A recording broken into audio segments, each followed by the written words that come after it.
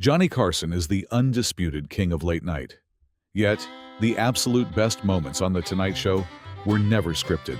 From wild animal panics to guests completely hijacking the interview, Carson's true magic was his genuine reaction to unscripted chaos. Today, we explore the most legendary times Johnny completely broke character and surrendered to the madness. Ready to laugh? Hit that like button and subscribe for more classic comedy. 1. When Johnny Carson broke character, the historic Tomahawk accident. First, we must mention the moment making Johnny Carson's enduring appeal when a skill tutorial turned into disaster. Watch this serious throwing demonstration next. You keep your arm extended and put only one revolution on the once around on the way, but that's indefinite. All right. The studio was immediately pushed into a record-breaking laughter earthquake by the misplaced axe incident. Standing motionless paves the way for a historic punchline.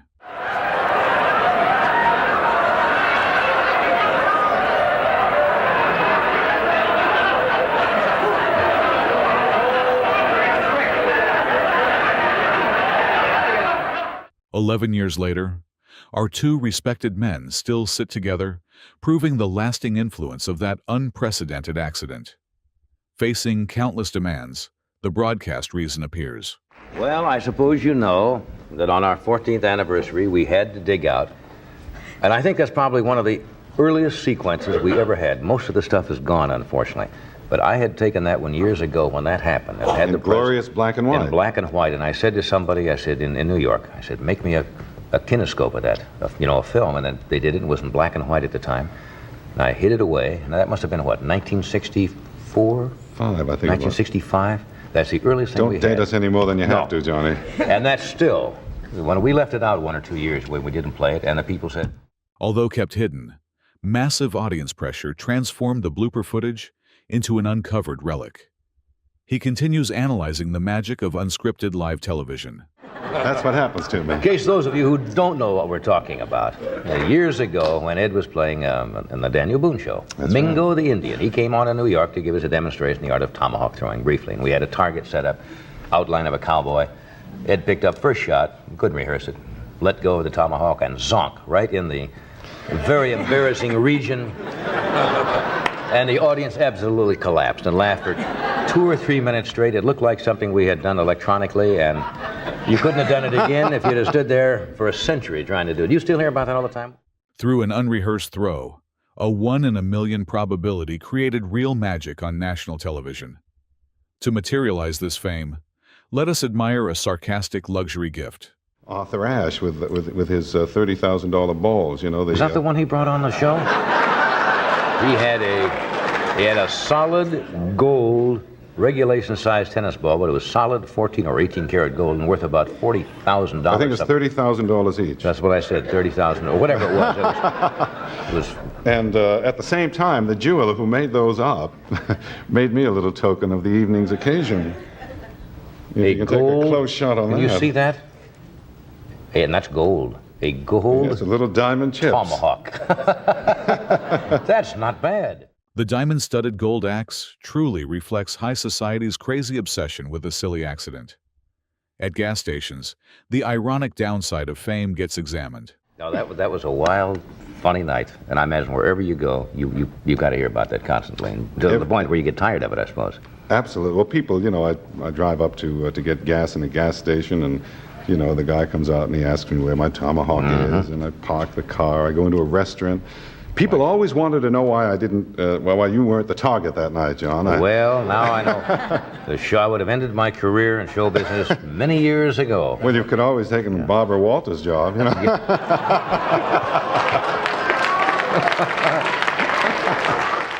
Because of tying to that failed throw, a musical talent unintentionally became a lifelong teasing target. The revenge proposal and flat rejection conclude everything. It's been too long between trips here. You got to come back sooner. Well, just ask me. All righty, now that you got your degree and everything. You ought to let me take another crack. Give me another chance with the tomahawk. No, because we'd never top it. We'll take a break. We're coming right back.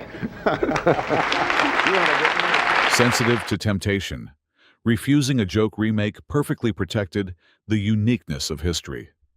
This measured mindset is the core defining Johnny Carson's golden era.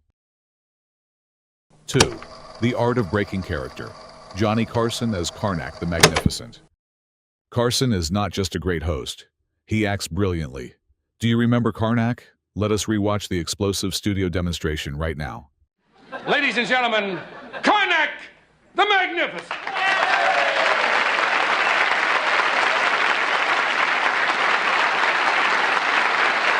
Karnak! Karnak!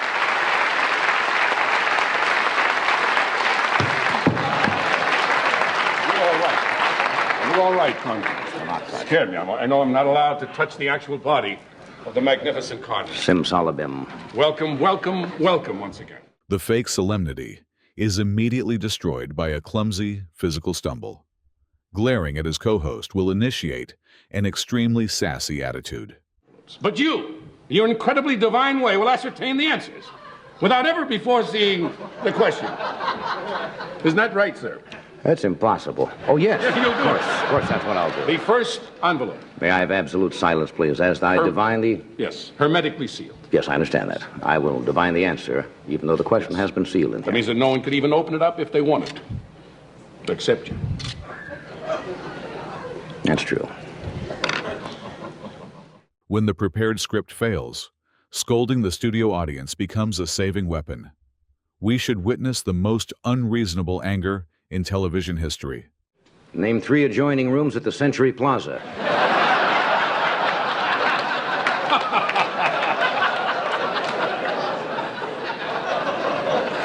Karnak on roll. This audience would laugh at Dinah Shore backing into a meat thermometer.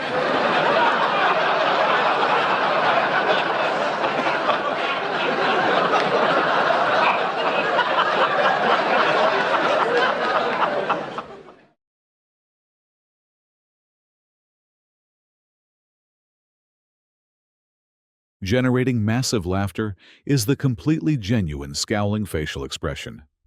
The surreal curse striking the interrupter is what continues this chaotic television segment. Mount Baldy. Mount Baldy.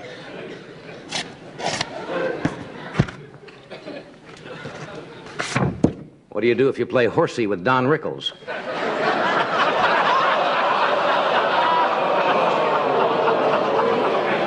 May a weird holy man get your weather girl in trouble.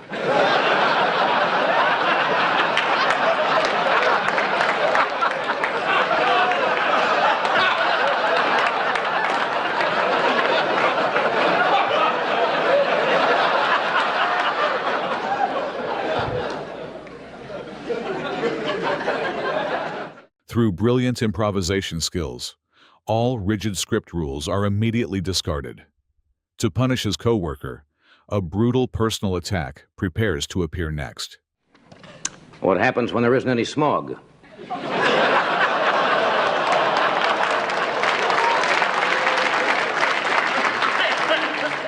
Made the sewers of Anchapur back into your 6 o'clock news.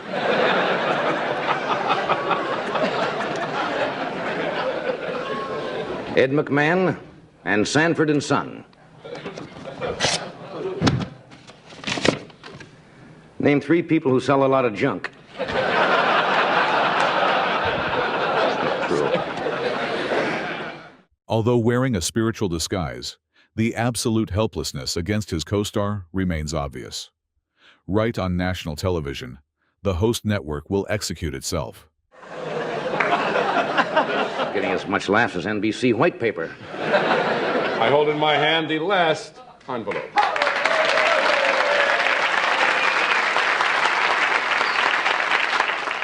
May your only daughter go into syndication with an army camp.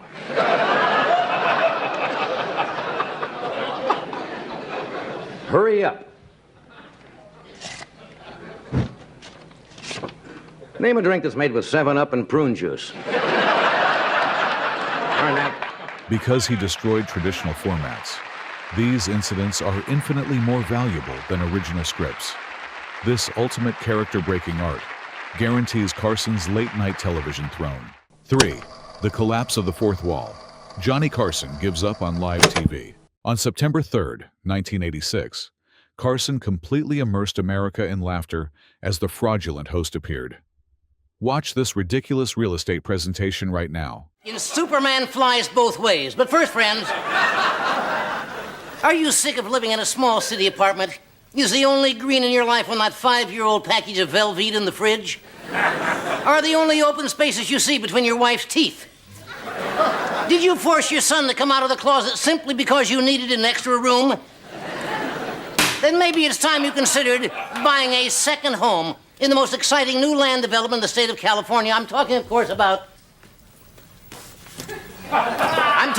what's under here, friends. The fast-talking sales rhythm is immediately broken by a gorgeous female co-star. Forcing himself through terrible jokes reveals his first real struggle.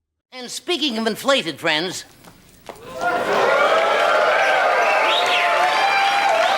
yes, friends, it's our matinee lady. Come to San Andreas Village Estates and get a hold of some terra firma. And your terra is pretty firma, too. But, friends, here's an economic incentive to sign with us. Most of our homes are in foreclosure. One is in 5 closure. Instead of dominating the stage normally, the television king completely loses his control. To handle this prolonged laughter, a stalling moment prepares to unfold. At our home site, friends, there are lots of fun outdoor activities, such as quicksand jogging.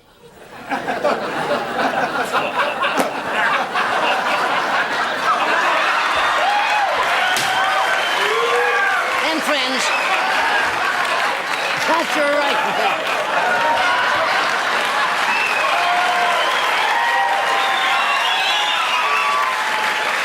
And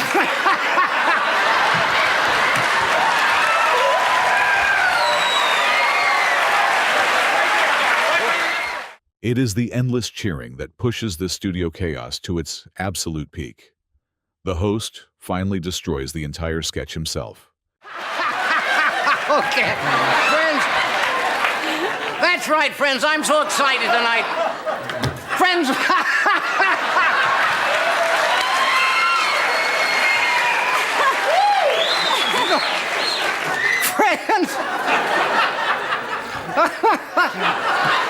friends, pictures. With just 3 minutes, Art Fern created legendary moments that Americans still remember today. This script surrender is the ultimate proof of his charm. 4. Johnny Carson's Raw Egg Disaster. I'd looked over to my left here, and I see a lot of paraphernalia. Is this stuff yours? Well, I was in Warren, Ohio, doing my play, and Roy Clark and his friends came by, and they were doing this trick, and I said, I bet I can do that. And then I tried it there in the restaurant, but I was quite drunk, so I don't remember. But I'd like to try it again. I mean, it's a phenomenal trick. I haven't the slightest idea what it is. Drop the eggs with the tray and the match covers and the broom. It's unbelievable. Really? Want to see it? No, I haven't worked. I haven't either. I tell you the truth, this may be brilliant, or who knows? It could go nowhere. Yes, it could go right in the. Well, let's go in the find old out. toilet. Does Carson rarely drop his elegance to criticize a guest like this? Prepare to watch his true fear getting exposed immediately. Don't be afraid. Don't be afraid, and trust me. Oh, gee. Okay, this is really something that I'm a little scared, actually. Okay. All right, now, this is a book of matches, you see, that rolled up like that, and I have to put them over the glasses. Oh, gee, I'm scared. I don't like this very much. What are you scared What about? I'm going to do is I'm going to hit the tray, and all the eggs that I put up here are going to fall in the glass. Oh, it's really nice, John. You're going to love it. What is my role in it? Your role is to sit there and trust me. The calm facade is completely destroyed by a defensive instinct. Discovering the tray secret will push this despair to another level. How do you feel, John? Well, I don't. Is this? Yes, this is going to be good. Now, the eggs, they're not hard-boiled or anything. They're still raw, you know? Okay. Let me just take a, let me. case it doesn't work. Wait, just let me prove to you that the eggs are yeah, raw. there, I They're all, okay, the eggs are all raw. Just okay? in case this doesn't work. Okay, all right, this is going to be nice. Just let me just see that. The idea is, Lane, you see these eggs? Although he controls every situation, the host stands helpless, watching the script slip away. We should witness the studio breaking down in chaos. Is it crazy? You're totally insane. Hey, Johnny, no more guests. What? Oh, good heavens. You guys are bananas. Wait, let me get Burt Reynolds out quick. Over there. I did a quality sketch. I mean, Yeah. did you see my eggs went right in? They did. And then you start putting it right in your... I didn't do anything. in the groin area.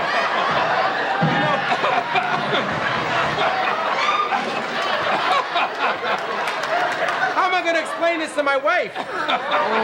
Where you been, hon? I mean... Yeah. What are you doing with the cholesterol in your shorts? Never before have audiences seen the host laugh so uncontrollably. To deal with his family, a ridiculous excuse prepares to be released. That way wife won't be suspicious when you get home. I never. I don't know what pride. There's something about eggs. Something about eggs. And you get The next... devil in you came out. I'm You just really... You sorry, meant business there. What ape? Yes. I have to reach for my keys. And my keys are... Well, I hope you're driving a chicken when you go home tonight. These are my car keys. Over here is a surprise. Because he drops all acts, Carson becomes a struggling husband, facing messy consequences. He decides to expose this backstage incident on live television. I hope the shell doesn't travel. Well, okay, that was a lot of fun. Sure. Well, can we get some wet towels or some kind of something like that and a pair of shorts? I think from upstairs would be nice. How rare it is to let guests smash eggs honestly on live television. This rule-breaking dedication proves Johnny Carson is completely irreplaceable. Sometime tonight. 5. Total meltdown. Johnny Carson's wild animal incident. Yeah, that's strange. Yeah. The spring hair. These can suddenly jump about that high in the air, so watch out if he tries to do it. Now, is this a baby one? No, well, this is pretty well full grown. Yeah. And but they're fascinating. They're like a little kangaroo. Is he all right? Sorry, no, he's safe? all right. No, he's all right. Yeah. Okay. I don't think he'll do anything here. What do you mean, don't think? There No. we go. There we go. Why don't we try to see if he's hungry? I think we've got some. Well, we had some apples or something. Whoops. You've got some stuff over there. Okay, Ed's been I'll nibbling keep- on them. I think we can get him to eat here. A spring It's hair. pretty fascinating if we can get him. Oh, he's eating his leash. As the host encounters a tiny creature, extreme suspicion immediately shatters his powerful persona. Prepare to watch his real fear awakening shortly. All right. Okay, Jim, we're ready. I don't like the looks of this. I know it. This is one of the strangest things I think we've had on, Johnny. Yeah, it's really strange. And big, too. That's a bat. That's a bat. That's right. You're talking It's an a giant- industrial strength bat. I You mean, really are talking about an industrial strength bat. This is a giant fruit bat. See if I can get him around here. And you may have to help me hold him. Oh, sure. Yeah, because Well, you have big, heavy This is- gloves on, Jim. this I is- am sitting here. This is found in India. Actually, let's get a banana from there if you don't mind. Okay. I think he'll probably Want me work to on peel a it? banana. Peel it down a little bit. There you go. Now, see if you can give that to him. Good enough. Oh, There you boy. go. Look at that. Boy. Whoops. Oh, The confident demeanor is completely destroyed by a hideous flying creature. Being forced into close contact will push this panic to another level. There you go. this glove. Let me get this. Ah. Oh, You may have to hold. There we go. Whoops. How do you hold a bat? Well, that's a good question. Very carefully. Here you go. And you take. I've got him by the 1 foot. Uh-huh. And you might just hold that foot right like I that. might do that, yeah. That's good. Can't get you through there, Johnny. But listen, these are the most strangest things. These are a giant flying fruit bat from India. And they're one of the biggest bats in the world. Let me see if I can show you that wing spread. If he goes through that glove, let me know, because I've got a big one. Although wearing protective gear, the late-night king still trembles like a helpless little boy. We must witness the exact moment his image collapses. Johnny, the thing Praise the Lord. I like about Johnny, thing I like about Johnny, he's so cool, you know. Hey. Hey.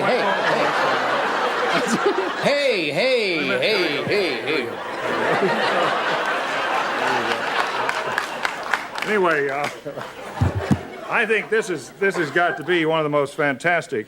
Let me hold him up a little bit, show you how he hangs upside down. These, I've seen these in... Never before has Carson abandoned all dignity to run away wildly on his own stage. Right after this terror, an honest confession unfolds. One more thing. That man dropped a bat on me, a big bat. Okay, Jim. We got one more thing. You got one. Let's see. So nice and gentle. This one. Nice and gentle. Gentle, this one doesn't fly like that. Oh, I never thought I could move that fast in my life. I've never seen that bat go after anybody before. Of course you haven't, Jim. Now, I'm going to have a little help on this one. Ed?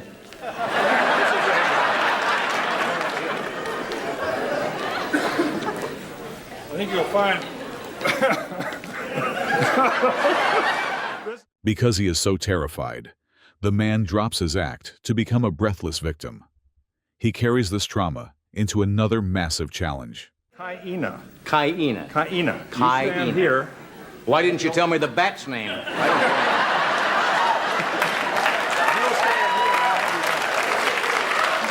Johnny, Well, here we are at the zoo. the main thing about a big sea lion like this, he weighs about 500 pounds. You have to act in control. In other words, you give him a signal, make it positive. Right. Now, this is the first time I've actually seen this sea lion. I've never done this before myself. Hold it right there. Hold it right there. Well, do I do anything with this? Ready? With haunted eyes, his clumsy hesitation exposes the absolute helplessness of the studio boss. The final self-mockery is what will conclude this night. The Wild Kingdom is going to be on the air. There was a rumor. It was on the wire line said it wasn't going to be on, but it's going to be on. Good.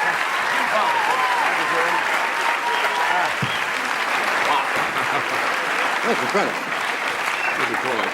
Hey, thank you, Jim. Incidentally, Wild Kingdom is, some people Utterly defeated by unpredictable nature, the veteran broadcaster created an incredibly priceless television moment. This unscripted vulnerability is the secret behind his legacy. The bat is another story. We'll be right back. 6. The unorthodox pediatrician, Dr. Lyndon Smith's bizarre interview. On January 12th, 1979, pediatrician Lyndon Smith brought an unprecedented medical conversation to television. This brutal confession about exploiting patients destroys standard broadcasting rules. We should know this and have it on the wall. It said, Lord Trimmingham said, the lady is never wrong. Now, I've found that, my wife has been telling me that for years, Right. but if you don't see it in print, why, you usually don't get that message. Now, when a woman brings her child in the office and said, he's sick, you know, he's sick, and you keep looking until Right. you find he's sick, or you make him sick or something, but because the kid is sick, and you can't examine him and say he's not sick, because they'll go to another doctor, and that's bad for business. So you find that he's sick, or you find he's got pinworms, or, you know, there's something that's going on with that child, because the mother knows best. Having appeared over 60 times, the expert habitually dominates the main host. Feigning frustration over lost screen time proves the king's brilliant comedic timing. When they say something, my wife says that the bad behavior of our children is from the bad genes from the father's side of the family, and it's often true. You get women's response. Did I ask you a question yet? Yes, you asked me if I've been reading things. Yes. Oh, okay. I interrupted you. No, were you saying didn't interrupt me at something. all. I just, hello, doctor, and you were on Western Airlines with Lord Trimmingham or Yes. somebody. So you did get it. Did you listen? That's Lord important. Trimmingham. Yeah. Oh, Did you yes, listen? of Yeah, course. that's I wasn't aware that he had said Yeah. that. Did The you woman also is know always right. that Known for numerous pseudoscientific methods, this man even utilized hard liquor to treat children. This abusive medical tip creates absolute absurdity. goes on for 7 days, so it's a 10-day illness. It's a very standard type of And there's illness. nothing you can do to shorten the Oh, time yes, at all. there's There a lot is, of course, a lot of things you can do. We He's found going to tell you some of them. the best cough syrup was that gin, lemon juice, and honey. Gin, lemon juice, and honey. You know, we ran out of that one night, and the kids came in and were standing and barking by the bed one night, and I had to give them. I didn't have the right ingredients, so it was bourbon and some antihistaminic and some molasses. It was so bad, they never complained again. So you know. If you make the cough syrup taste too good, they're in there every 20 minutes, you know, coughing and barking and stuff. So you have to kind of watch that. Right on the guest couch, Richard Pryor accidentally becomes a psychological test subject. It is this judgment regarding sensitivity that creates a charming cross-examination. He's we'll give him some cough syrup. Guess his kids are all well. Tim, do you have anything wrong with your kids at home? Oh, I'm sorry. Just yeah, I'm doing some research on. I just wonder if you had an opinion on it. I'm doing some research on people that end up as they have. That people like this are more likely to have been very ticklish as little children. Were you ticklish? Were you ticklish? No. Only developed lately. It means that. Why? Do you mean those of us who are a little crazy are more likely to. Not only publishing medical books, the doctor also invents inappropriate endurance tests. The image of naked toddlers pushes audience imagination into a dead end. My work with children who give teachers trouble in school are that they're very ticklish, sensitive, goosey kind of kids, and I've invented them, but I can't patent. It's a long pole with a lot of feathers hanging. The teacher. That sounds like fun. The first day of school has the kids all lie down supine on the floor, naked preferably, and she lowers this pole with the feathers on it, and see which kids break first, and those are the ones that are going to have trouble. Where's her class? No, they seem to have more trouble. But we hypersensitive children are more likely to have trouble in school. So we'd like to isolate them. Although pioneering megavitamin therapy, he heavily criticizes supplement-obsessed mothers. The contradiction within his own professional perspective further increases this conversation's chaos. Trimming hand. Back up. But some people do respond to vitamin C, and it might be worthwhile to take enough.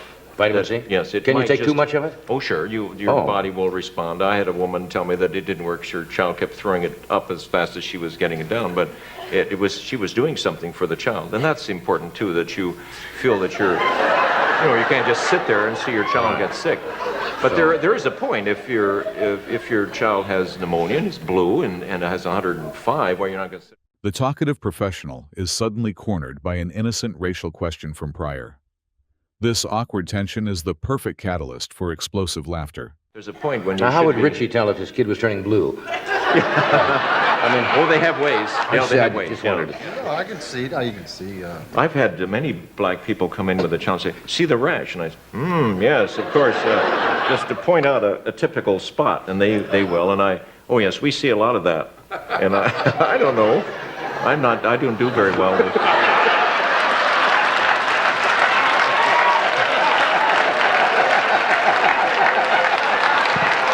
I know about ashing, though. Is that okay? That's okay. Having lost his medical license later, the guest's career always faced massive scandals. Calling medical professionals peeping toms concludes this insane interview flawlessly.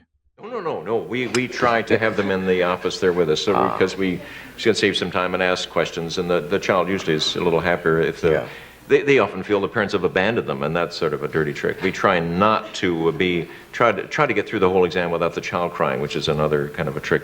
When they get to a certain age, maybe after they're 12, 13, or 14, it's amazing how much they'll let us look at things in their body, but not their parents. So we're kind of hiding in the corner there. Now, let me take a look at this and that.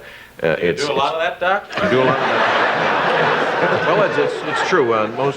Most doctors go into medicine because they're peeping toms. Really? Yeah. And they get paid for. 7. The king of no respect. Rodney Dangerfield hijacks The Tonight Show. We finally reach roast legend Rodney Dangerfield, because nobody forgets how he hammered the world. Misery is immediately established by a ruthless psychological judgment. I'll tell you, I'm all right now. Last week I was in rough shape, though, you know? My wife's father, he moved in with us. Has an electronic pacemaker. Every time he sneezes, the garage door opens. I saw my dentist, too, last week, another beauty. I said to him, Doc, look at my teeth, they're all getting yellow. He told me to wear a brown necktie. I'll tell you, last week was a rough week for me. I broke up my psychiatrist, too. He told me I'm going crazy. I said to him, if you don't mind, I'd like a second opinion. He said, all right, you're ugly, too. Sharing tragic childhood stories becomes the ultimate weapon of this comedian. It is this extreme tragicomedy that binds audiences to a pathetic emotional arc. I tell you, on Halloween, that's when I know I'm ugly. I open the front door, kids give me candy. And girls, they don't like my looks either. Well, the other day a girl was driving a one-way street. I yelled out, "One way." She yelled back, "No way." I don't know. I tell you, since I'm a kid, nobody wants me around, you know? I mean, the time I asked my old man, how can I get my kite in the air? He told me to run off a cliff. He did a lot of things, my old man. Well, once on my birthday, he gave me a dartboard with automatic return. Although carrying mature themes, these miserable personal tales never feel vulgar. Through sweating expressions, the situational tragedy reaches its absolute climax. I tell you, since I'm a kid, I don't get no respect from anyone. Well, last week I donated blood. The family thanked me for saving their dog's life. And my wife, she's no better than the rest of them. I told her when I die, I want to be cremated. She's planning a barbecue. And with my wife, I got no sex life either. Outside my bedroom window, they caught a peeping Tom sleeping. What a sex life. Well, my dog keeps watching me in the bedroom, wants to learn how to beg. Right on the guest couch occurs an unexpected usurpation. The television host, who normally controls every situation, helplessly surrenders the program's rhythm. How are you? Tonight. You're looking wonderful, Rodney. Eric, thank you very much, Johnny. You look kind of cute yourself, you know that? Very nice. How you doing, all right? Is it warm in here? What's me? You know, the pressure. It's always there, you know. You want me to I'll do a commercial, give you a chance to cool off a little bit? Whatever you like. It's okay. I mean, it's not my ball game, you know. That's right. But we'll do this. We'll return right after this, sure.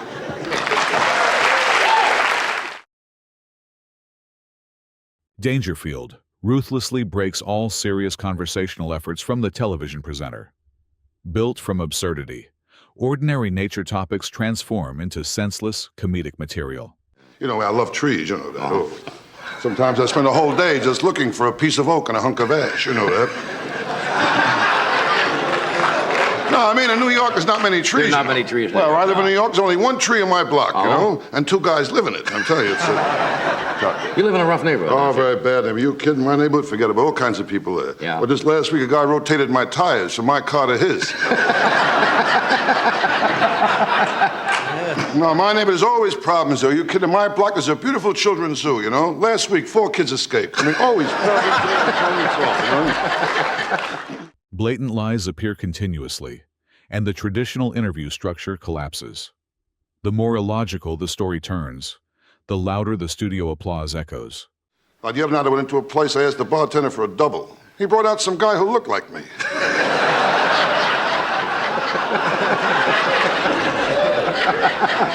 You gotta relax, that's the whole thing. That's right. I can't relax for that's the whole problem. You kidding? My friend, the doctor, Dr. Vinny Boombatz, he knows how to relax. I was going to ask you about him. He's doing fine. He's glad you brought it up, too. Yeah. He's doing fine, you know. Doing fine. He's busy, you know. His new book just came out. He has a new book? Big book, all about hamburgers. About hamburgers? Hamburgers, yeah.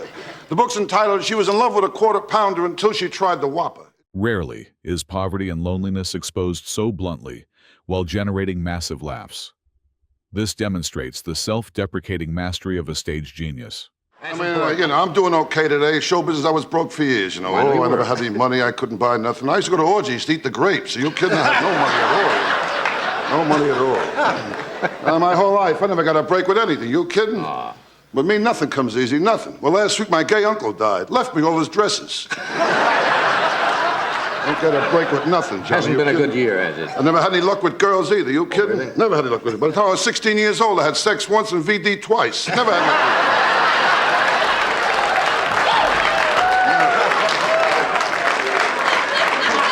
it. When I was a kid, I never got girls, never. Really? My friends didn't know, though. I fooled them, you know.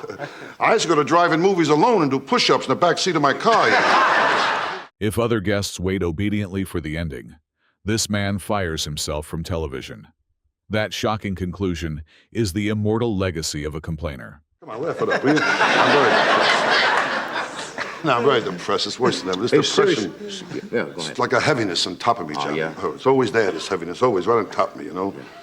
Other guys get up in the morning, a new day, up and at 'em. I wake up, the heaviness is waiting for me nice, you know? And sometimes I even talk to it. And I say, hi, heaviness. And the heaviness looks back at me, today you're gonna get it good, you know? You'll be drinking early today. And I don't want to drink because I'm a bad drinker, I'll tell you that, Johnny. When I drink the next day, I got to do two things. I got to try and locate my car, and I got to bring back the car I took. I mean, I'm a bad drinker. Remember that one? Yeah, sure. Of course I do. Of course you do. I know a lot of my bed. Johnny Carson wasn't just a television host. He was a master of controlled chaos. By breaking his own characters, throwing away scripts, and letting genuine disasters unfold on live television, he created an irreplaceable legacy. His authentic vulnerability proved exactly why he remains the undisputed king of late night. Which of these legendary unscripted moments is your absolute favorite? Let us know in the comments below. Hit that like button and subscribe for more.